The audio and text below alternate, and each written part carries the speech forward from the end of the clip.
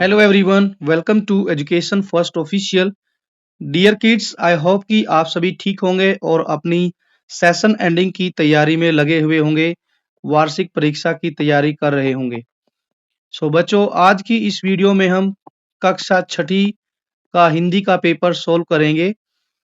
ये session ending का एक सैंपल पेपर है पीएमसी केंद्रीय विद्यालय का।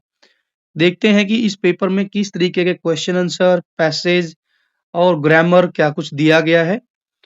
कुछ बेसिक डिटेल यहाँ पर दी गई है, जिनमें है कि समय रहेगा 2 घंटे। कुल अंक जो है वो एनुअल एग्जाम में 60 रहते हैं। इस प्रश्न पत्र के बारे में कुछ सामान्य दिशा निर्देश दिए गए हैं कि इस प्रश्न पत्र में कुल 4 भाग हैं। भाग क, भाग ख, भाग ग और घ। भाग क में क्या है? अपठित अवबोध। इसमें मतलब कि आपको इस पोर्शन में सारी की सारी चीजें अनसीन मिलेंगी, देखने को अनसीन चीजें होंगी। फिर है ख में व्याकरण 10 अंक। भाग ग सृजनात्मक लेखन 15 अंक। भाग घ इसमें जो है आपको पठित अवबोध मिलेगा, जिसमें 25 अंक रहेंगे। सभी प्रश्न यहाँ पर अनिवार्य हैं, आपने सभी प्रश्नों को सोल्व करना है। सभी प्रश्नों का उत्तर आप क्रम से लिखिए और लिखते समय हिंदी में आपने स्पेलिंग का विशेष ध्यान रखना है, मात्राओं का विशेष ध्यान रखना है। क्योंकि बच्चों, वास्तव में जो हिंदी का पेपर होता है उसमें कोई भी शिक्षक है चेक करते समय पेपर को वर्तनी का विशेष ध्यान रखता है। हिंदी के पेपर में अक्सर कई बार नंबर जो है वर्तनी स्पेलिंग की वजह से कट जाते हैं। चलिए भाग क से हम शुरू करते हैं। क्या कुछ दिया गया है भाग क में? अपठित अवबोध। प्रश्न 1, निम्नलिखित अपठित गद्यांश को पढ़कर प्रश्नों के उत्तर दीजिए। 5 अंक का यह प्रश्न है। लिखा है पैसेज की बहुत समय पहले एक मनुष्य ने अचानक दो पत्थरों को इकट्ठा कर रगड़ा और आग पैदा की। इस प्रकार उसने एक लाभदायक खोज की, परंतु हम इस मनुष्य का नाम नहीं जानते हैं। वह मनुष्य एक बेघर विचरने वाला प्राणी था। मतलब क्या है विचरने वाला? मतलब कि वो जो प्राणी था वो घुमक्कड़ था, उसका कोई एक स्थायी घर नहीं था। वो जंगल से जंगल इधर-उधर घूमता रहता था, जो अपने खाने की खोज में एक स्थान से दूसरे स्थान पर जाता रहता था। ये बात हमने पहले ही कर ली। बेघर मतलब उसका कोई घर नहीं था, बस इधर से उधर जंगल-जंगल भोजन की तलाश में, खाने की तलाश में घूमता था। अब क्या हुआ? किसी ने खेती-बाड़ी की खोज की। इससे मनुष्य के रहने के ढंग में एक महान परिवर्तन आया। वह किसान बन गया और खेतों से अपने खाने के लिए अनाज उगाने लगा। अब उसे भोजन की इस खोज में इधर-उधर भटकने की आवश्यकता नहीं थी। काफ़ी समय के पश्चात किसी ने पहिए का आविष्कार किया। आजकल साइकिलें, कारें, बसें इसे प्रयोग में लाती हैं। किसको प्रयोग में लाती हैं? जो पहिया है। ये बच्चों यहाँ पर पूरे पैसेज में 3 महान खोज, यदि हम कहें कि आज तक की सबसे महान खोज क्या है इतिहास में, तो सबसे पहली खोज थी आग की खोज। दूसरी खोज ये थी कि जो है खेती करना इंसान सीखा था। तीसरी जो खोज थी कि पहिए का आविष्कार। ये आज तक की दुनिया की सबसे बड़ी खोजों में से इनको माना जाता है, कि क्योंकि इन्हीं से ही जो है लोग थोड़ा-सा सभ्य होना सीखा। दुनिया में इन्हीं से ही क्रांति जो है जन्म ली। जैसे पहिए का आविष्कार हुआ तो देश दुनिया की रफ्तार बढ़ी। जिस पहिए को इन्होंने बनाया उसी से ही प्रेरणा लेकर आगे जाके साइकिल के पहिए बने, कार के पहिए बने, बसों के पहिए बने। तो इस तरीके से एक क्रांति आई। बहुत समय बाद मनुष्य ने औजार बनाना सीख लिया। पत्थरों और लकड़ी से बने औजारों ने उसके जीवन को सरल बना दिया। उसने शिकार करना, घर बनाना, कपड़े तैयार करना शुरू किया। धीरे-धीरे गाँव बसे और समाज विकसित हुआ। नई खोजों और आविष्कारों ने मनुष्य को आगे बढ़ने की प्रेरणा दी। तो यहाँ पर बच्चों आपने पूरा पैसेज पढ़ लिया है, देख भी लिया है, सुन भी लिया है। इसमें जो है मुख्य तौर पर जो है आदि मानव जो था उसके जीवन से संबंधित बताया है, और उसके बाद जो आदि मानव से लेके किस तरीके से आगे का जीवन यात्रा रही मनुष्य की, वो बताया। अब इस पर आधारित प्रश्न देखते हैं क्या कुछ है। यहाँ लिखा है क में, मनुष्य ने सबसे पहले कौन-सी खोज की? पहिए की खोज की, आग की खोज, खेती की या औजारों की? तो सबसे पहले जब मनुष्य ने खोज की थी, वो की थी आग की। 2 पत्थरों को अचानक से उसने रगड़ा और उसमें से आग निकली, तो जो है वो एक पहली खोज बनी। दूसरा प्रश्न है, प्रारंभिक मनुष्य का जीवन कैसा था, वो बताना है कि कैसा जीवन जीता था। स्थायी किसान था, व्यापारी था, राजा का जीवन जीता था या फिर बेघर विचरने वाला। तो जो प्रारंभिक मनुष्य था वो बेघर था और वो इधर-उधर विचरण करता रहता था। विचरण मतलब घूमता रहता था भोजन की तलाश में एक स्थान से दूसरे स्थान पर। तो ख उत्तर होगा इसका। तीसरा है खेती की खोज से मनुष्य के जीवन में क्या परिवर्तन आया? वह शिकारी बन गया, वह राजा बन गया, व्यापारी बन गया, वह किसान बन गया। तो जैसे ही मनुष्य ने खेती के क्षेत्र में खोज करना शुरू की, तो उसके बाद से वो भोजन के लिए इधर-उधर भटकना बंद हो गया और इस तरीके से वह खेती पर आश्रित हुआ और वो किसान कहलाया। पहिए का प्रयोग आजकल किन-किन वाहनों में होता है? जहाज में, हवाई जहाज में, साइकिल, कार, बस, उपरोक्त सभी। तो पहिए का जो प्रयोग है बच्चों आजकल हर जगह होता है, चाहे वह जहाज है किसी भी प्रकार का, हवाई जहाज है, साइकिल, कार, बस, तो इसका उत्तर हो जाएगा 4। अब है मनुष्य शब्द किस संज्ञा का उदाहरण है? व्यक्तिवाचक, जातिवाचक, भाववाचक। तो यहाँ मनुष्य जो शब्द है वो पूरी मानव जाति के बारे में प्रयोग हुआ है। हमने किसी विशेष व्यक्ति का नाम नहीं लिया जैसे राम, श्याम, रामू, शामू ये सब जो है विशेष होते हैं। लेकिन यहाँ तो सिर्फ मनुष्य बोला है तो मनुष्य जो है यहाँ पर जातिवाचक का उदाहरण होगा। इसका उत्तर होगा ख, जातिवाचक संज्ञा। चलिए आगे बढ़ते हैं। आगे क्या है? प्रश्न 2। निम्नलिखित अपठित पद्यांश को पढ़कर प्रश्नों के उत्तर दीजिए। ये 5 अंक का प्रश्न है।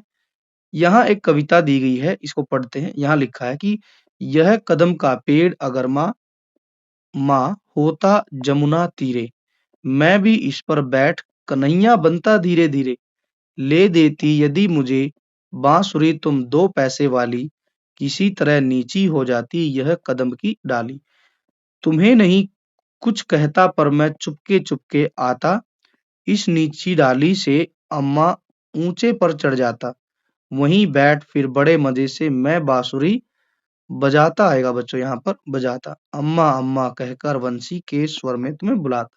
ये जो बेसिकली बच्चों हमारे भारत की बड़ी प्रसिद्ध एक कवयित्री हुई है जिसका नाम है सुभद्रा कुमारी चौहान। तो ये उनके द्वारा लिखी गई एक कविता है। बड़ी प्रसिद्ध कवयित्री है। उसने बच्चों से संबंधित जो है बहुत सारी कविताएं, कहानियां लिखी हैं। मुख्य तौर पर वो कविता लिखती थी बच्चों से संबंधित। तो यहाँ पर कवयित्री ने कहा है एक बच्चे के रूप में कि माँ यमुना, जमुना का मतलब है यहाँ पर यमुना, तीर का मतलब है यहाँ पर, तीरे का मतलब है किनारा। ये जो यमुना नदी के किनारे पर जो कदम्ब का पेड़ है, ठीक है, अगर माँ यदि ये यमुना के किनारे होता तो मैं भी इस पर बैठकर कन्हैया की तरह से, कृष्ण की तरह से जो है इस पर बैठकर कन्हैया की तरह से बनता। और क्या करता? फिर मैं आपसे कहता कि आप मुझे 2 पैसे वाली बांसुरी लाकर दो और जो ये नीची डाली है इसके थ्रू मैं ऊपर की डाली पर चढ़ जाता। तुम्हें नहीं कुछ कहता पर मैं चुपके-चुपके आता, मैं आपको परेशान नहीं करता। मैं इस कदम के पेड़ पर जो है चढ़ जाता चुपके-चुपके आपसे बचा के। और जो है नीची डाली से मैं ऊपर चढ़ जाता, फिर वहाँ बैठकर मज़े से बाँसुरी बजाता, जो आप 2 पैसे वाली बाँसुरी देती तो मैं बजाता और मैं बाँसुरी के स्वर में अम्मा, अम्मा कह के पेड़ पर बैठकर मैं आपको बुलाता। ये कुछ यहाँ पर लिखा गया है। अब प्रश्न देखते हैं इस पर आधारित क्या है। बच्चा किस पेड़ पर बैठना चाहता है? नीम, कदम, तो ये बच्चों इसका आंसर हो जाएगा कदम के पेड़ पर। बच्चा किस नदी के किनारे होने की कल्पना करता है? गंगा, सरस्वती, नर्मदा, यमुना। तो आंसर हो जाएगा यमुना। बच्चा माँ से क्या दिलाने की बात कर रहा है? ढोलक, बांसुरी, तबला, हारमोनियम। तो बांसुरी लेने की बात कर रहा है। अगला प्रश्न है, बच्चा किसकी तरह बनना चाहता है? राम की तरह, कन्हैया, अर्जुन, हनुमान। तो कन्हैया की तरह से बनना चाहता है। अब आगे क्या है? निम्नलिखित में से समानार्थी शब्द की सही जोड़ी नहीं है। ठीक है, समानार्थी बताना है। वंशी, वंशी को बांसुरी बोलते हैं, ये तो ठीक है। पेड़ को हम तरु बोलते हैं, ये भी ठीक है। जमुना, ये है यहाँ पर यमुना नदी। तीरे, तीरे यहाँ जो लिया गया है पद्यांश में, कवितांश में बच्चों, तो वो जो है तीर का तीरे मतलब यहाँ पर है किनारे से। यहाँ जो शब्द दिया गया है बाण, उसका संबंध यहाँ पर नहीं है, तो यही इसका उत्तर होगा। तो ये था बच्चों हमारा अपठित गद्यांश और पद्यांश भाग क। अब हम बढ़ते हैं भाग ख की तरफ, जो कि व्याकरण से संबंधित है। भाग ख व्याकरण, और जो है ये प्रश्न भी 10 अंक के रहेंगे। अब है तीसरा प्रश्न। तीसरे प्रश्न में क्या लिखा है? नीचे दी गई लोकोक्तियों का अर्थ लिखिए और उनका वाक्य में प्रयोग कीजिए। ठीक है जी। पहला जो है लोकोक्ति क्या है? पहली लिखा है, अब पछताए होत क्या जब चिड़िया चुग गई खेत। इसका जो अर्थ होता है बच्चों, वो अर्थ ये है कि यहाँ पर समय की महत्ता बताई गई है कि जब एक बार समय बीत जाए और समय बीत जाने के बाद में पछतावा होता है, तो उसका कोई फायदा नहीं होता है। तो इसका हम अर्थ यदि लिखें तो ये लिखेंगे कि समय बीत जाने पर, समय बीत जाने पर पछतावा करने से, पछतावा करने से लाभ नहीं होता। लाभ मतलब फायदा नहीं होता। यदि हम इसका वाक्य बनाएं तो हम इस तरीके से बनाएंगे कि परीक्षा जो है, जैसे अभी हमारी परीक्षाएं आ रही हैं, तो उसी को ही हम उदाहरण लेते हैं कि परीक्षा की तैयारी, परीक्षा की तैयारी न करने पर, परीक्षा की तैयारी न करने पर रोहन क्या हो गया? असफल हो गया या फेल हो गया। पहले तो तैयारी की नहीं, बाद में फिर वह फेल हो गया। ठीक है। तब उसे समझ आया, तब उसे समझ आया, क्या समझ आया? कि अब पछताए होत क्या, अब पछताए होत क्या जब चिड़िया चुग गई खेत। तो इस तरीके से हम लिखें, चिड़िया चुग गई खेत। ये थोड़ा सा बड़ा सा हो गया तो, लेकिन हम क्या करें, लिखना तो पड़ेगा ही हमें। अब क्या है, दूसरा क्या दिया गया है जी? जो गरजते हैं वे बरसते नहीं। इसका मतलब ये है कि जो बहुत ज्यादा बोलते हैं वो अक्सर जो है कुछ नहीं कर पाते। ठीक है। तो इसका अर्थ हम यहाँ ऐसे लिखेंगे, यहाँ इसको नीचे लिख लेते हैं बच्चों। अर्थ, अर्थ में क्या लिखेंगे? जो बहुत ज्यादा, बहुत ज्यादा बोलते हैं, बोलते हैं अक्सर वे कुछ नहीं कर पाते, कुछ नहीं कर पाते। ये इसका अर्थ हो गया। उदाहरण हमें लिखना है, वो सॉरी ये वाक्य बनाना है। तो वाक्य हम इस प्रकार से बनाएंगे इसका कि जो रमेश है वो खेल के बारे में, खेल के बारे में बड़ी बड़ी बातें करता था, बड़ी बड़ी बातें करता था। लेकिन क्या हुआ? लेकिन पहले ही मैच में, पहले ही मैच में 0 या 0 पर आउट हो गया। ठीक है, आउट हो गया। तब सभी ने कहा, क्या कहा? सभी ने कहा क्या? जो गरजते हैं वे बरसते नहीं। तो इस तरीके से हमने इन दोनों लोकोक्तियों का अर्थ लिखना है और वाक्य में प्रयोग करना है। प्रश्न 4 क्या कहता है कि नीचे दिए गए शब्दों के आगे विशेषता बताने वाले शब्द लिखिए। जैसे मिट्टी, मिट्टी के बारे में क्या लिख सकते हैं हम? विशेषता वाला शब्द उपजाऊ मिट्टी लिख सकते हैं। उपजाऊ मिट्टी के अलावा हम लिख सकते हैं सख्त मिट्टी है, सख्त है, गीली मिट्टी, नरम मिट्टी, ठीक है। तो इस तरीके से हम यहाँ पर मिट्टी की विशेषता बताएंगे। सर्दी, ठीक है, सर्दी, ज्यादा सर्दी पड़ गई उसको बोलेंगे, ठीक है, या फिर कड़ाके की, ठीक, सर्दी। तो इस तरीके से आप इसमें भरेंगे। आगे है, आगे क्या दिया गया है कि नीचे दिए गए शब्दों के विलोम शब्द लिखने हैं, ठीक है जी। आशा, आशा का विलोम क्या होगा, वो होगा निराशा, आशा, निराशा। योग्य, योग्य का होगा अयोग्य, योग्य, अयोग्य। स्वस्थ, स्वस्थ का होगा अस्वस्थ। आदर, आदर का हो जाएगा अनादर। दयालु, दयालु का होगा निर्दयी, दयालु, निर्दयी। तो इस तरीके से आप इन शब्दों के विलोम शब्द लिखेंगे। अगला प्रश्न है प्रश्न 6। नीचे दिए गए वाक्यों में से सर्वनाम शब्दों को पहचानिए और उनके नीचे रेखा खींचिए, या अलग करके भी लिख सकते हैं। इस तरीके से प्रश्न अक्सर पूछा जाता है।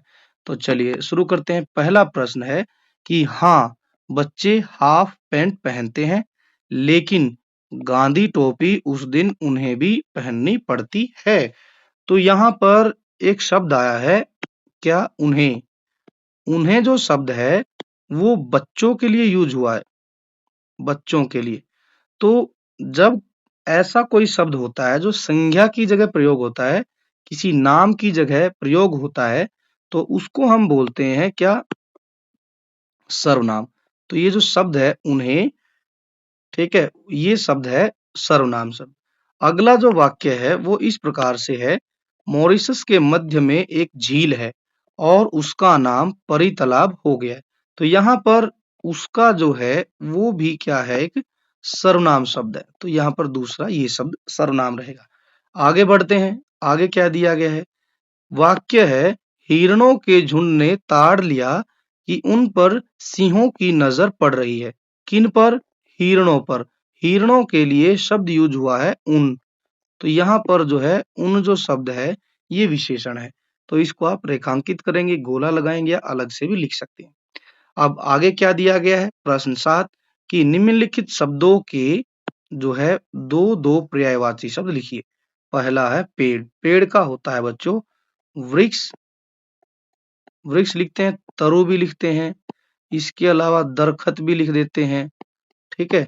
और जो है पेड़ हो गया, वृक्ष हो गया, तरु हो गया, तो ये दरखत हो गया, ठीक, ये लिखते हैं हम। धरती का, धरती का हो गया हमारा धरती, धरा, ठीक है, धरणी, भू, भूमि, वसुधा, वसुंधरा, अवनी। तो ढेर सारे शब्द हैं।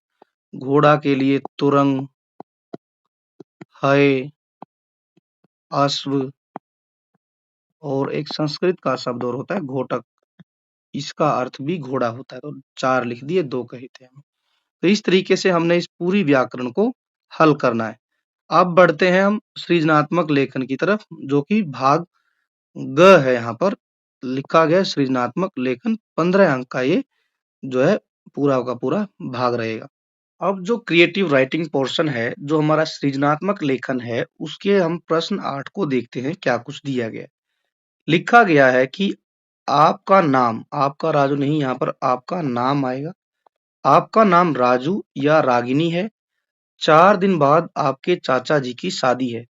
इस उपलक्ष्य में अपने विद्यालय के प्राचार्य को शादी समारोह में शामिल होने के लिए जो है आपने 3 दिन की छुट्टियों के लिए पत्र लिखना है प्राचार्य को, या फिर आप अपने चचेरे भाई को पत्र लिखकर वार्षिक परीक्षा में सफल होने के लिए शुभकामना संदेश लिखिए। तो इनके उत्तर बच्चों हम कुछ इस प्रकार से फ्रेम करेंगे। यहाँ हमने पहले ही लिख लिए हैं ताकि वीडियो जो है ज्यादा लंबी ना हो और साथ ही आपको समझ में भी आ जाए। दोनों में से एक लिखना है, लेकिन हम दोनों ही लिखेंगे ताकि आपको कोई भी एक आसान लगे तो आप उसको लिख पाए। तो सबसे पहले आप शुरू करेंगे यहाँ पर प्राचार्य वाले को। सेवा में श्रीमान प्राचार्य महोदय, पीएम श्री केंद्रीय विद्यालय, पते में आप जहाँ भी आप रहते हैं, जहाँ आपका विद्यालय है, वो लिखेंगे। उसके बाद आप विषय लिखेंगे। विषय आपको हमेशा यहीं से देख के लिखना है कि किस चीज़ के लिए छुट्टी चाहिए? शादी समारोह के लिए। तो हम लिखेंगे विषय में शादी समारोह में शामिल होने की अनुमति के लिए प्रार्थना पत्र। श्रीमान जी या फिर आप महोदय जी भी लिख सकते हैं। अब है यदि आपके विद्यालय में प्रिंसिपल मैम है, तो आप फिर यहाँ पर श्रीमती जी लिखेंगे या फिर महोदया जी। निवेदन यह है कि मैं राजू विद्यालय में कक्षा छठी का छात्र हूँ, लेकिन आपका जो भी सेक्शन हो आप उसको भी लिख सकते हैं। दिनांक 12/2/2026 को मेरे चाचा जी की शादी है। मेरे माता-पिता समेत सभी भाई-बहन शादी में जा रहे हैं, इसलिए मेरा जाना भी अनिवार्य है। क्योंकि जब सभी चले जाएँगे तो आप अकेले घर पर रह नहीं सकेंगे। ठीक है? तो आपका भी जाना फिर अनिवार्य हो जाएगा। तो आपने इसी उपलक्ष्य में लिखना है कि आपसे अनुरोध है कि आप मुझे दिनांक 10/2/2026 से लेके 14 फरवरी 2026 तक अवकाश प्रदान करें। आपकी बड़ी कृपा होगी। फिर आप यहाँ पर लिखेंगे धन्यवाद या धन्यवाद सहित, दोनों एक ही बात है बच्चों। या तो आप धन्यवाद लिख दीजिए या धन्यवाद या फिर आप धन्यवाद सहित, तीनों एक ही बातें हैं। फिर आप लिखेंगे आपका आज्ञाकारी शिष्य। शिष्य लिखने में आपको यदि समस्या है तो आप छात्र भी लिख सकते हैं। लड़कियां क्या लिखेंगी? शिष्या। यदि आपको शिष्या लिखना नहीं आ रहा है तो आप आसान शब्द लिख सकते हैं छात्रा, आपकी आज्ञाकारी छात्रा। फिर आप अपना नाम लिखेंगे।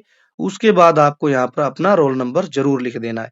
रोल नंबर और दिनांक जरूर लिखनी है कब आप पत्र लिख रहे हैं। ये हो गया है। अब हम बात करते हैं कि मानकर चलिए आपको पत्र प्राचार्य को नहीं लिखना है।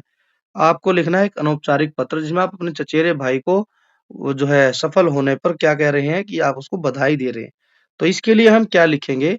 सबसे पहले आप हेडिंग में लिखेंगे कि प्रिय भाई सदा खुश रहो, क्योंकि छोटा है वो आपसे, ठीक है? छोटे को हमेशा ब्लेसिंग दी जाती है। यहाँ नमस्ते लिखेंगे, नमस्ते भी लिख सकते हैं, लेकिन यदि आप बड़े हैं और आपका भाई छोटा है, चचेरा भाई, तो आप उसको हमेशा आशीर्वाद दीजिए। तो आप इस तरीके से लिखेंगे, प्रिय भाई सदा खुश रहो, प्रिय बहन सदा खुश रहो। मुझे यह जानकर बड़ी खुशी हुई कि आप वार्षिक परीक्षा में अच्छे अंकों से पास हुए या फिर उत्तीर्ण शब्द जो है अच्छा रहता है। हमेशा बच्चों हमें हिंदी में क्या है कि अच्छे-अच्छे शब्दों का प्रयोग करना है, क्योंकि नंबर उसी से ही मिलने हैं। पास एक सामान्य शब्द है और उत्तीर्ण जो शब्द है, वो थोड़ा-सा आपके लेटर को प्रभावी बनाएगा, कुछ ऐसे शब्द प्रयोग करने हैं। फिर हम लिखेंगे कक्षा में प्रथम स्थान आपने प्राप्त किया है, उत्तीर्ण हुए हैं, उसकी आपको बधाई। ठीक है? आपने बहुत मेहनत की और लगन से पढ़ाई की, जो है इसलिए यह सफलता आपको मिली है। मुझे पूरा विश्वास है, किस बात का विश्वास है? कि आप आगे भी इसी तरह से अच्छा प्रदर्शन करोगे। अंत में आपने कहना है कि घर में चाचा-चाची को भी मेरा प्रणाम कहना। आपका अग्रज, अग्रज मतलब होता है बड़ा भाई, क्योंकि आपने ऊपर आशीर्वाद दिया है, तो आप बड़े हैं, तो आप अब नीचे लिखेंगे आपका अग्रज या फिर आप साधारण शब्दों में भी लिख सकते हैं आपका बड़ा भाई रमन। तो इस तरीके से आप जो है दोनों पत्रों में से किसी एक पत्र को लिखेंगे। अब प्रश्न 9 क्या कहता है? आपने रॉयल कंपनी का जो है रॉयल पेन की एक कंपनी खोली है, उसके पेन बनाए हैं। इसके लिए आपको समाचार पत्र में एक आकर्षक सा विज्ञापन देना है।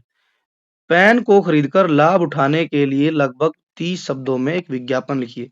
तो विज्ञापन जैसे बच्चों आपने एक पाठ पढ़ा था, अब आपने अपनी किताब में जिसमें कि राजा साहब जो है अपने जो किताब है मल्हार, उसमें पाठ है प्रेमचंद से जी ने जो लिखा है, उसमें जो है राजा साहब क्या करते हैं, अपने लिए एक जो है दरबार में जो बूढ़ा व्यक्ति जो हो जाता है, एक जो दरबारी था, मैं उसका नाम दीवान पद, दीवान जब बूढ़ा हो जाता है तो उसके लिए वो क्या करते हैं, इश्तिहार निकालते हैं। इश्तिहार का मतलब कि भई वो कुछ न कुछ विज्ञापन देते हैं।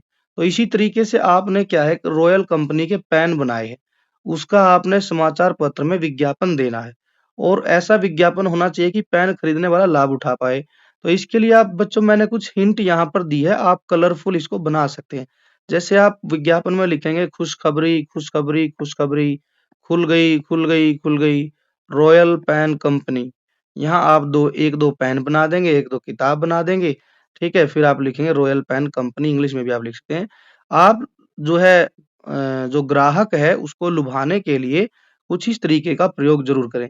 एक के साथ एक मुफ़्त, बिना रुके लिखता ही जाए, ठीक है? ऐसी लिखावट कि मन को भाए, ठीक है? इस तरीके से आप यहाँ लिखेंगे कि ऐसी लिखावट मन को भाए, ठीक?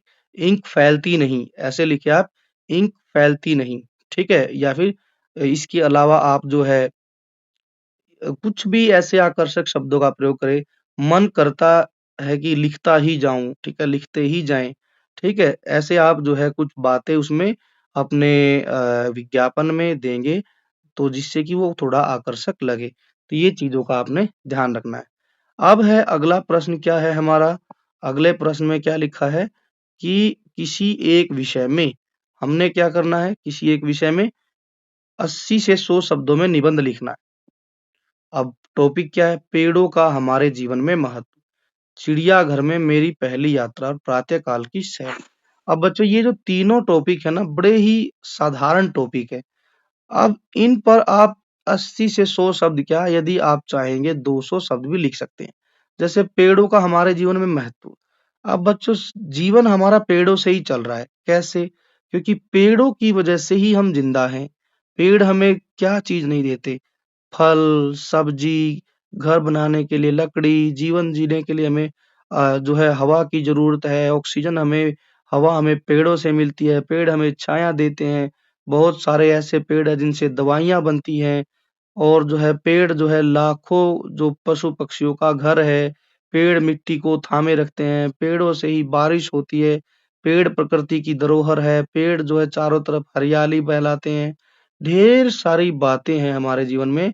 फिर अंत में आप जो है थोड़ी 1-2 चिंता जता देंगे कि वर्तमान समय में विकास की एकदम लंबी दौड़ में पेड़ों को अनदेखा करते हुए काटा जा रहा है, जो कि गलत है। यदि पेड़ ही नहीं रहेंगे, तो मनुष्य के साथ-साथ जीव-जंतु, पशु-पक्षियों का जो है जीवन खतरे में आ जाएगा। इसलिए हमें पेड़ों को काटना नहीं चाहिए, ज़्यादा से ज़्यादा पेड़ लगाने चाहिए। ये सब बातें आपने अपने निबंध में ऐड करनी है। अब चिड़ियाघर में मेरी पहली यात्रा, इसके बारे में बच्चों आप खुद से लिखेंगे। आप इस तरीके से शुरू कर सकते हैं। मैं आपको हिंट दे देता हूँ कि पिछले सप्ताह या पिछले महीने, पिछले साल जो है मैं अपने माता-पिता के साथ में पहली बार जो है चिड़ियाघर की सैर पर गया। चिड़ियाघर जाना मेरे लिए जो है एक जो है शानदार अनुभव रहा।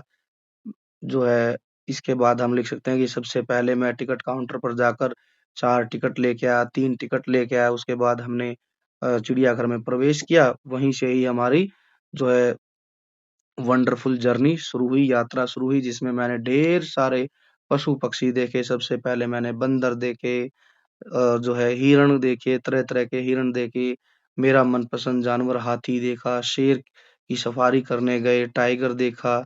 तो इस तरीके से आप ढेरों जानवरों के, पशु-पक्षियों के नाम यहाँ पर बता सकते हैं। साथ में आप ये बताएँ कि चिड़ियाघर के अंदर एक छोटी-सी कैंटीन भी थी, जहाँ हमने जो है चाय पी, ठीक है, नाश्ता किया, लंच किया और इसके बाद हमने ढेर सारे पक्षियों को देखा। यह अनुभव मेरे लिए शानदार रहा। यह मेरी यात्रा जो है सुखद रही और मैं इस यात्रा को कभी भुला नहीं पाऊँगा। इस तरीके से आप कुछ-कुछ बातें यहाँ पर लिखेंगे। आगे है प्रातःकाल की सैर। इसके बारे में बच्चों आप कितनी भी बातें लिख लो, कम ही कम है, क्योंकि प्रातःकाल की सैर पर जो है जाना अपने आप में एक अलग अनुभव होता है। क्यों? क्योंकि हवा ठंडी चलती है, ताज़ी हवा चलती है। प्रातःकालीन समय जो होता है वो पक्षी चहचहाते हैं, शांत वातावरण होता है। शांत वातावरण में सैर करना, पक्षियों की चहचहाट सुनना मन को आनंद देता है, सुकून मिलता है, ठीक है? इसलिए हमें प्रातःकाल की सैर पर जाना चाहिए। कुछ इस तरीके से आप यहाँ पर लिखेंगे। चलिए अब हम बढ़ते हैं आगे की तरफ। अगला प्रश्न क्या दिया गया है उसको हम देखते हैं। अब है ये खंड घ। इसमें क्या है बच्चों, यहाँ लिखा है कि प्रश्न 12 है ये, वास्तव में प्रश्न 12 क्या कहता है कि अपठित गद्यांश है ये, प्रश्न 12। निम्नलिखित अपठित गद्यांश को पढ़कर प्रश्नों के उत्तर लिखिए। क्या है? भारत के पर्व, त्योहार मॉरिशस में भी प्रचलित है, किंतु वर्ष का सर्वश्रेष्ठ धार्मिक पर्व जो है शिवरात्रि है। मॉरिशस के मध्य में एक झील है जिसका संबंध हिंदुओं ने परियों से बिठा दिया। हमारा जो एक लेसन था बच्चों मल्लार किताब में जो है हिंद महासागर में एक छोटा सा जो है देश, ठीक, जो हिंदुस्तान, एक छोटा सा हिंदुस्तान, इस तरीके से एक लेसन है। तो उसी में से ये पैसेज लिया गया है जिसमें ये बताया गया है कि मॉरिशस में जो है किस तरीके से भारतीय लोगों ने अपने जो है तीज त्योहार मनाने शुरू किए। इवन मोर मॉरिशस की गलियों के नाम तो भारत के जो बड़े बड़े शहर हैं उनके नामों पर गलियों के नाम रखे गए। यहाँ त्योहार के बारे में बताया गया, मॉरिशस में सबसे बड़ा त्योहार शिवरात्रि मनाया जाता है और मॉरिशस के मध्य में एक झील है जिसमें जो है हिंदुओं ने उसे परी तालाब का नाम दिया है। उस झील का नाम अब भी परी तालाब हो गया है। परी तालाब केवल तीर्थ ही नहीं, दृश्य से भी पिकनिक स्थान है। मतलब यहाँ पर जो टूरिस्ट हैं या देखने वाले लोग हैं, पिकनिक मनाने आते हैं, किंतु वहाँ पिकनिक पर जाने वाले लोग अपने साथ मांस मछली नहीं ले जाते, न अपवित्रता का वहाँ कोई व्यापार करते हैं। देखिए परी तालाब है, वहाँ पर पिकनिक मनाने जाते हैं, लेकिन कोई भी व्यक्ति वहाँ पिकनिक मनाने वाला किसी तरीके से मांस मछली या फिर कोई ऐसे मदिरा का सेवन नहीं करता, कोई अपवित्रता नहीं फैलाता है। आगे क्या लिखा है? आगे यहाँ लिखा है कि शिवरात्रि के समय सारे मॉरिशस के हिंदू श्वेत वस्त्र धारण करके कंधों पर कांवड़ लिए जुलूस बांधकर परी तालाब तक आते हैं। परी तालाब का जल भरकर अपने-अपने गांव के शिवालय में लौट जाते हैं तथा शिव जी को जल चढ़ाकर अपने घरों में प्रवेश करते हैं। जैसे बच्चों हमारे यहाँ शिवरात्रि पर होता है ना, सावन के महीने में जो शिवरात्रि मनती है, जिसमें जो है कावड़िए जो होते हैं वो क्या करते हैं, कावड़िए गंगा मैया से जल भरते हैं। गंगा मैया से जल भर के गाँव में जो शिवालय होता है, शिव का मंदिर होता है, उसमें जाके वो गंगा जल अर्पित करते हैं। सेम जो है यहाँ मॉरिशस में भी किया जाता है। बस अंतर ये है कि जो वो जल भरते हैं वो परी तालाब से भरते हैं। ये सारे कृत्य, कृत्य का मतलब होता है काम, में बड़ी ही भक्ति भावना और पवित्रता से करते हैं। सभी वयस्क, यहाँ वयस्क की स्पेलिंग थोड़ी-सी गलत हो गई है। वयस्क की स्पेलिंग में व आधा आएगा। वयस्क लोग मतलब होता है जो बड़े लोग हैं, घर के जो बड़े लोग हैं, यंग लोग हैं, वो क्या करते हैं, लोग उस दिन उजली धोती, उजली कमीज और उजली गांदी टोपी पहनते हैं। हाँ, बच्चे हाफ पैंट पहन सकते हैं, लेकिन गांदी टोपी उस दिन उन्हें भी पहननी पड़ती है। आगे क्या लिखा है कि परी तालाब पर लगने वाला यह मेला मॉरिशस के प्रमुख आकर्षणों में से एक है। तो यहाँ पर मुख्य तौर पर मॉरिशस के बारे में बताया गया। प्रश्न क्या है? पहला प्रश्न है, मॉरिशस का सर्वश्रेष्ठ धार्मिक पर्व कौन-सा है? होली, शिवरात्रि, दीपावली, दशहरा? तो शिवरात्रि की बात यहाँ पर की गई है। दूसरा प्रश्न, परी तालाब को केवल तीर्थ ही नहीं, पिकनिक स्थल भी क्यों कहा गया है? क्योंकि वहाँ दुकानें हैं, क्योंकि वहाँ खेल होते हैं, क्योंकि वह एक सुंदर स्थान है और लोग वहाँ घूमने आते हैं, तो यही इसका उत्तर होगा। तीर्थ स्थल ही नहीं, पिकनिक स्थल भी है क्योंकि वो बहुत सुंदर है, दिखने में बहुत अच्छा है और इसीलिए वहाँ लोग घूमने भी आते हैं। साथ में ये भी बताया गया था पैसेज में कि घूमने ज़रूर आते हैं, लेकिन वे लोग, कोई भी लोग घूमने वाले कोई मांस, मदिरा या मछली नहीं खाते। तीसरा प्रश्न है, किस तालाब का जल भरकर लोग अपने गाँव ले जाते हैं? तो ये अब लिखने वाले आगे, तो हम लिखेंगे परी तालाब। इसका उत्तर क्या लिखें? परी तालाब का जल। परी तालाब का जल, ठीक है। शिवरात्रि के दिन वयस्क लोग क्या पहनते हैं? श्वेत वस्त्र पहनते हैं। श्वेत जो है धोती, श्वेत धोती यहाँ लिखा ही गया, श्वेत धोती, उजली कह लीजिए, उजली कह लीजिए या फिर उजली धोती। और क्या है उजली धोती के अलावा? कमीज, कमीज भी उजली मतलब सफेद, और जो है खादी की टोपी, खादी टोपी पहनते हैं। ये हो गया। परी तालाब पर पिकनिक जाने वाले लोगों के लिए क्या काम करने की पाबंदी है? पहली बात, अपवित्रता नहीं करेंगे, कोई भी गलत काम नहीं करेंगे, अपवित्रता करने पर मनाही है। मनाही, मनाही का मतलब पाबंदी ही होता है। दूसरा है मांस मछली खाने पर रोक है। खास बात ये, मांस मछली खाने पर पाबंदी है। तो ये हो गया हमारा प्रश्न। अब आगे बढ़ते हैं, आगे क्या दिया गया है जी? अगला प्रश्न क्या कहता है? अब है कविता आ गई है हमारी चेतक वाली। क्या है प्रश्न 13? कि निम्नलिखित पद्यांश को ध्यान से पढ़कर प्रश्नों के उत्तर लिखिए। यहाँ 5 अंक का प्रश्न है। क्या है कविता? रण बीच चौकड़ी भर भर कर चेतक बन गया निराला था। राणा प्रताप के घोड़े से पड़ गया हवा का पाला था। हवा से पाला पड़ना मतलब कि हवा का जो कंपटीशन है वो राणा प्रताप के घोड़े से हो गया था। कैसे कहा गया है? क्यों कहा गया है? क्योंकि राणा प्रताप का घोड़ा बहुत तेज दौड़ता था। वो इतना तेज दौड़ता था कि हवा से भी आगे निकल जाता था। ये कवि का मानना है ऐसा। गिरता नहीं कभी चेतक के तन पर राणा प्रताप का कोड़ा। कोड़ा क्या होता है बच्चों? जो घुड़सवार होता है उसके पास एक जो है कपड़े का कोड़ा बना होता है। ठीक है। यहाँ लिखा है कि राणा प्रताप के शरीर पर, सॉरी राणा प्रताप नहीं, चेतक, चेतक के शरीर पर राणा प्रताप का कोड़ा पड़ता भी नहीं था। उससे पहले तो क्या हो जाता था, वह दौड़ रहा अरिमस्तक पर। उससे पहले तो अरि मतलब होता है दुश्मन। दुश्मन के माथों पर से जाते हुए वह ऐसा लगता था जैसे आसमान में उड़ रहा है। जो तनिक हवा से बाग मिली। बाग मिलना का मतलब होता है इशारा पाना। जैसे ही राणा प्रताप घोड़े को हवा में ही इशारा करता था तो वह उसे लेकर उड़ जाता था। राणा प्रताप की पुतली फिरी नहीं, तब तक चेतक मुड़ जाता था। कि राणा प्रताप लेफ्ट देखना देखा भी नहीं है, ठीक है, तब तक तो चेतक मुड़ ही जाता था। तो यहाँ पर राणा प्रताप के घोड़े की जो है बढ़ा चढ़ाकर तारीफ की गई है कि राणा प्रताप का घोड़ा इस तरीके का था। चलिए अब आगे बढ़ते हैं, प्रश्न देखते हैं। पद्यांश के अनुसार जो है कविता में चेतक को कैसा बताया गया? सुस्त, डरपोक, बीमार, चुस्त और निराला।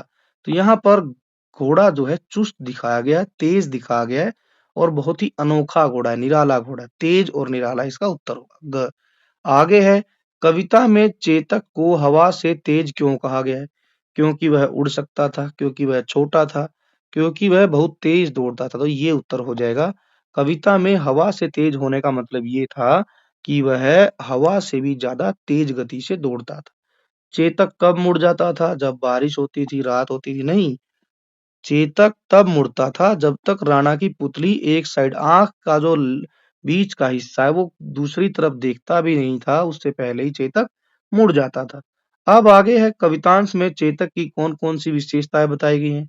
यहाँ सारी विशेषताएं ये बता दी गई हैं कि चेतक जो है तेज था, बहुत तेज था और अपने आप में क्या था? निराला था, बहुत तेज भागता था, ठीक है? इशारा मिलने से पहले ही मुड़ जाता था, ठीक है? और इसके अलावा हम कह सकते हैं कि मालिक के प्रति प्रेमी था, मालिक के प्रति प्रेमी था, वफादार था।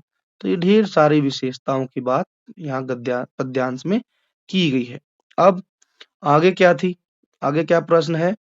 गिरता नहीं कभी चेतक तन पर राणा प्रताप का कोड़ा था। इस पंक्ति का अर्थ बताइए। देखिए, यहाँ इसका मतलब है कि अ, चेतक के शरीर पर राणा का कोड़ा कभी नहीं गिरता था। तन मतलब होता है शरीर, ठीक है? तो चेतक के शरीर पर राणा प्रताप का कोड़ा, कोड़ा मतलब होता है बच्चों चाबुक को बोलते हैं। चाबुक होता था, चाबुक से वार करते थे घोड़े के ऊपर तो घोड़ा तेज भागता था। तो यहाँ यही समझाया गया है कि चेतक के शरीर पर राणा प्रताप का चाबुक कभी भी नहीं गिरता था। तो ये इस पंक्ति का अर्थ है। कभी भी चेतक ने कभी भी राणा प्रताप से चाबुक की मार नहीं खाई थी। तो ये इस तरीके से हम इसका उत्तर लिखेंगे। अब है ग भाग। ग भाग में बच्चों आपकी जो पाठ्य पुस्तक है मल्हार, उसके प्रश्न है। प्रश्न 14 में लिखा गया है कि नीचे दिए गए प्रश्नों में से किन्हीं 5 का उत्तर लिखिए। यहाँ पर आप देख पाएंगे तो यहाँ जो प्रश्नों की संख्या है वो 5 से अधिक है बच्चों। तो इनमें से हमें कोई 5 करने हैं। 2 अंक का एक प्रश्न है, कुल अंक रहेंगे 10। पहला प्रश्न दिया गया है कि परीक्षा जो कहानी है के अनुसार राजा साहब के सामने क्या समस्या थी? उन्होंने इसका क्या समाधान खोजा? पहला प्रश्न है। पहले बच्चों हम इन सभी को प्रश्न को पढ़ लेते हैं। आप देख पा रहे होंगे यहाँ पर साइड में ही इन सभी के उत्तर लिखे गए हैं। पहले हम प्रश्न पढ़ लेते हैं फिर उत्तर डिस्कस करेंगे हर एक का। ख प्रश्न है कि मॉरिशस की असली ताकत भारतीय लोग ही हैं। इस पाठ में इस कथन के समर्थन में कौन से तर्क दिए गए हैं ये बताना है। तीसरा प्रश्न है कि बीज के अंकुरित होने में किस किस का सहयोग मिलता है। चौथा प्रश्न ये है कि पौधे अपना भोजन कैसे प्राप्त करते हैं, कैसे बनाते हैं। अगला प्रश्न है कि समय ने के बदलने के साथ साथ जो सत्रिया डांस था, नृत्य था असम का, उसकी परंपरा में क्या बदलाव आ गया, ये है। आगे है कि चेतक शत्रुओं की सेना पर किस प्रकार टूट पड़ता था। फिर अंत में जो है यहाँ पर सूरदास नहीं है बच्चों, ये कविता का नाम था यहाँ पर। मैया मैं नहीं माखन खायो में से पंक्तियां चुनकर दी गई है, उनको ध्यान से पढ़ना और उनका क्या अर्थ समझ आया है, इनका भावार्थ लिखना है। पंक्तियां जो दी गई है वो इस प्रकार से है कि भोर भयो गैयन के पीछे मधुबन मोही पठायो, चार पहर बंसीवट भटकयो, सांझ परे घर आयो, मैं बालक बैयन को छोटो, छीको के ही विधि पायो। यहाँ पर जो है बच्चों ये प्रश्न दिए गए हैं। अब इनका हम एक एक का उत्तर जो है डिस्कस करते हैं, क्या उत्तर दिया गया है। तो पहले प्रश्न का उत्तर ये है कि जो परीक्षा कहानी थी उसके राजा साहब जो थे उनकी रियासत के जो दीवान सुजान सिंह थे, उन्होंने निर्णय लिया था कि अब वो जो है अपना रिटायरमेंट ले लेंगे। तो इसके लिए राजा के सामने नया जो दीवान था वो चुनने की समस्या थी। तो यही यहाँ बताया गया है। परीक्षा कहानी के अनुसार राजा साहब के सामने रियासत के लिए नया दीवान चुनने की समस्या थी। रियासत के लिए नया दीवान खोजने की जिम्मेदारी पुराने दीवान सुजान सिंह को ही दी गई थी। ये इसका उत्तर होगा। अब दूसरा प्रश्न आप देखेंगे बच्चों साइड में यहाँ दिया गया, मॉरिशस की असली ताकत भारतीय लोग ये कैसे, ये बताना है। क्यों बच्चों, क्योंकि मॉरिशस में ज्यादातर लोग जो है बच्चों भारतीय ही हैं और उनमें भी हिंदू लोग ज्यादा हैं। जैसे भारत जो है हिंदू लोगों की संख्या भारत में ज्यादा है, लेकिन मॉरिशस की बात की जाए तो मॉरिशस में भी हिंदू बहुत ज्यादा है। तो यही जो है उसको एक असली ताकत बनाता है मॉरिशस को। लिखा गया है कि मॉरिशस की असली ताकत भारतीय लोग ही हैं, क्योंकि मॉरिशस वह देश है जहां की जनसंख्या के 67% लोग भारतीय खानदान के हैं और 53% लोग हिंदू ही हैं। मॉरिशस में ऊख की खेती, ऊख का मतलब यहाँ से है बच्चों ईख की खेती। मॉरिशस में अधिक मात्रा में ईख होता है और मॉरिशस में ईख की अधिकता के कारण, ईख की खेती की अधिकता के कारण यहाँ पर अधिक मात्रा में शुगर मिल भी है। शुगर का व्यवसाय जो है, चीनी का व्यवसाय वहां बहुत होता है। उसके व्यवसाय को, ऊख की खेती और उसके व्यवसाय को जो सफलता मिली है वह भी भारतीयों के कारण मिली है। इसीलिए मॉरिशस को की जो असली ताकत है वो भारतीय लोग है। तीसरा प्रश्न पूछा गया था कि अंकुरित होने के लिए क्या-क्या चीजें सहयोग करती हैं बीज की। तो बीज के अंकुरित होने में पानी, हवा, मिट्टी, सूर्य के प्रकाश के सहयोग ही मिलता है। यदि ये चीज नहीं होंगी तो जो है बीज अंकुरित नहीं होगा। चौथा प्रश्न ये था बच्चों, यहाँ जैसा लिखा गया, यदि आप ध्यान से देखेंगे बिल्कुल छोटा सा लिखा गया है। इसमें ये लिखा गया कि पौधे को अंकुरित होने के मतलब पौधे अपना भोजन कैसे बनाते हैं, ये दिया गया। यहाँ प्रश्न है घ घ प्रश्न है यहाँ पर कि ये लीजिए, पौधे को अपना भोजन कैसे बनाते हैं। तो हम इसमें लिखेंगे कि पौधे जो है सूर्य के प्रकाश, जल और कार्बन डाइऑक्साइड की सहायता से प्रकाश संश्लेषण द्वारा अपना भोजन स्वयं बनाते हैं। आपने देखा ही होगा बच्चों, प्रकाश संश्लेषण क्रिया जो है वो पौधे के लिए भोजन निर्माण का काम करती है। अगला प्रश्न है कि समय के साथ क्षत्रिय नृत्य में क्या क्या बदलाव आए वो बताने हैं। तो यहाँ लिखा जाएगा कि शुरुआत में क्षत्रिय नृत्य जो था लड़कों और पुरुषों के लिए ही था, मगर समय के बदलने के साथ साथ क्षत्रिय नृत्य में यह बदलाव आया कि 20वीं शताब्दी के मध्य में कुछ साधु मठों से आकर पुरुषों और महिलाओं को क्षत्रिय नृत्य नृत्य सिखाने लगे, डांस सिखाने लग गए थे। कुछ मठ से निकलकर जब साधु आए तो ये हुआ, महिलाओं को सिखाने लगे तो मठ वालों ने उनको क्या किया, मठ से बाहर निकाल दिया। लेकिन आधुनिक दौर में महिलाओं के द्वारा भी क्षत्रिय नृत्य करना आम बात हो गई है। तो पहले क्या था कि पहले सिर्फ लड़के या फिर पुरुष ही इस नृत्य को जो है परफॉर्म करते थे, लेकिन वर्तमान में महिलाएं भी करती है। नेक्स्ट प्रश्न का उत्तर है कि चेतक शत्रुओं की सेना पर किस प्रकार टूट पड़ता था? वज्रपात बनकर वज्रपात बनकर टूट पड़ता था। आगे जो मैया मैं नहीं माखन खायो, इसकी जो पंक्तियां दी गई हैं, यहाँ लिखा है भोर भयो गैयन के पीछे। देखो, इन पंक्तियों में सूरदास जी जो है कृष्ण की चालाकी और बाल लीला के बारे में बता रहे हैं। जब वो छोटे थे तो किस प्रकार की चालाकी करते थे, तो वो ये कह रहे हैं कि भोर भयो गैयन के पीछे, अर्थात कि भोर का मतलब होता है बच्चों सुबह, कि मैं तो सुबह जैसे ही सुबह होती है गायों को लेकर, क्योंकि कृष्ण को ग्वाला भी कहा गया है क्योंकि वो गायों को लेकर मधुबन में जाता था। ठीक है, तो ये कहता है कि जैसे ही भोर होता था, सुबह होती थी, तो मैं गायों को लेकर उनके पीछे पीछे मधुबन वन में चला जाता था। और वे दिन भर क्या करते? चार पहर का मतलब होता है बच्चों कि एक पहर जो होता है उसमें होते हैं बच्चों 4 घंटे। ठीक है, सॉरी, 3 घंटे होते हैं, 3 घंटे। और पहर का मतलब हो गया 12 घंटे। तो मतलब कि दिन भर, 12 घंटे का मतलब हो गया दिन भर। 4 पहर की दिन होता है बच्चों और 4 पहर की रात होती है। 4 पहर की रात होती है। तो इसलिए यहाँ कहा है कृष्ण जी ने कि मैं तो 4 पहर 12 घंटे बंसी वट में जो है और मधुबन में घूमता ही रहता हूँ। जैसे ही सांझ होती है, सांझ परे घर आयो, सांझ जब हो जाती है, शाम जब हो जाती है, तो मैं घर आ जाता हूँ।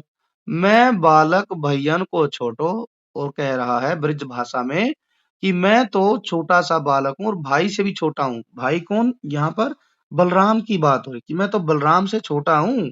ठीक है, अभी छोटा बच्चा हूँ, बलराम से भी छोटा हूँ। छीको की ही विधि पायो। छीको होता था बच्चों कि पहले क्या होता था कि महिलाएं जो थी वो जैसे ही दूध को बिलो लेती थी, उसमें से मक्खन निकलता था। मक्खन को एक बर्तन में डालकर और छीके में लटका देती थी। तो उससे क्या होता था कि उस तक ऐसे कोई, जैसे घर में बिल्ली आ गई या कोई और जानवर आ गया, तो वो पहुंच नहीं पाता था। लेकिन बन जो अपने कन्हैया जी थे, कान्हा जी थे, वो क्या करते थे? छीके तक किसी न किसी तरीके से पहुंच जाते थे, क्योंकि उनको मक्खन खाना बहुत पसंद था।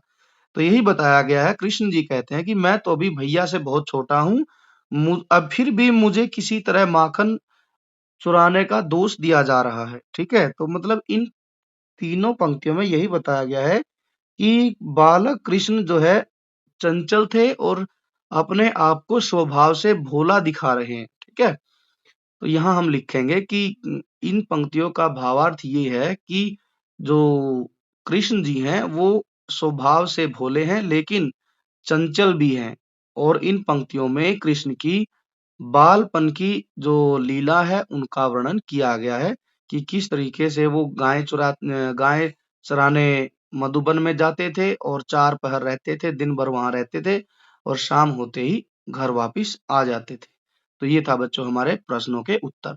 अब हम बढ़ते हैं प्रश्न 6 की तरफ। प्रश्न 6 क्या दिया गया है उसको देख लेते हैं। प्रश्न 15 ये लिखा गया है कि जो नीचे दिए गए चित्र को ध्यान से पढ़िए और पूछे गए प्रश्नों के उत्तर लिखिए। यहाँ आप ध्यान देंगे तो यहाँ पर एक चित्र दिया गया है जिसमें भारतीयों से संबंधित कुछ जानकारी दी गई है। इस चित्र को ध्यान से पढ़ते हैं। यहाँ लिखा है कि साल 1834 में 2 नवंबर को एटलस नाम का जहाज भारतीय मजदूरों को लेकर मॉरिशस पहुंचा था, जिसे वहां पर अप्रवासी भारतीय इंडियन अराइवल डे के रूप से मनाया जाता है। जब मॉरिशस में गूंजा जय हिंद। मॉरिशस में भारतीय मूल की आबादी में देश के 68% से ज्यादा है। ब्रिटिश शासक गन्ने के खेतों में काम करने के लिए भारतीय मजदूरों को वहां ले गए थे। यह वही जगह है यही वजह है कि मॉरिशस की संस्कृति में भोजपुरी गीतों और हिंदी फिल्मों का खास योगदान है। मॉरिशस के पहले प्रधानमंत्री शिव सागर राम गुलाम भी भारतीय मूल के थे।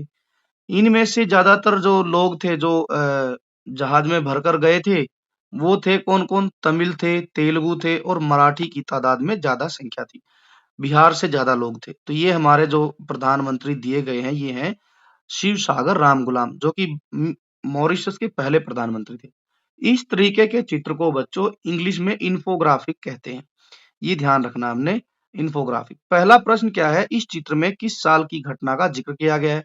आप ऊपर ध्यान देंगे तो यहाँ लिखा गया है साल 1834। तो हम यहाँ पर लिखेंगे साल 1834। ये हो गया। मॉरिशस में भारतीय मूल के कितने प्रतिशत लोग रहते थे? यहाँ बड़े बड़े अक्षरों में लिखा है 68%। तो हम यहाँ पर लिखेंगे 68% लोग, 68% लोग। ये हो गया। मॉरिशस के पहले प्रधानमंत्री का क्या नाम था? तो यहाँ लिखा गया है शिव सागर राम गुलाम। तो हम यहाँ लिखेंगे, क्या लिखेंगे? शिव सागर राम गुलाम, राम गुलाम। ये हो गया है। फिर है भारतीय मजदूरों को किस जहाज से मॉरिशस ले जाया गया? तो एटलस जहाज था वो, एटलस जहाज। फिर क्या है जी, अगला जो प्रश्न है वो क्या कहता है, भारतीय मजदूरों में सबसे ज्यादा संख्या किस राज्य के मजदूरों की थी?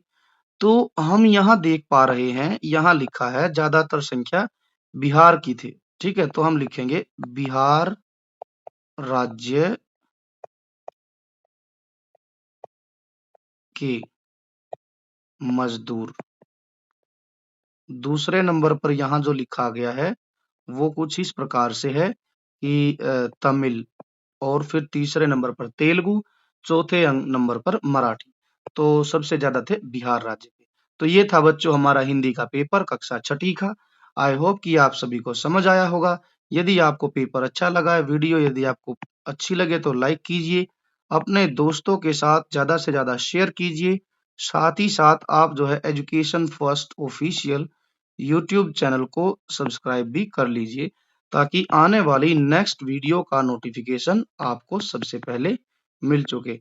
बच्चों एक और बात की, ऑलरेडी जो चैनल का जो ये कक्षा छठी का सैंपल पेपर का जो प्लेलिस्ट है उसमें ऑलरेडी बहुत सारे पेपर पड़े हुए हैं।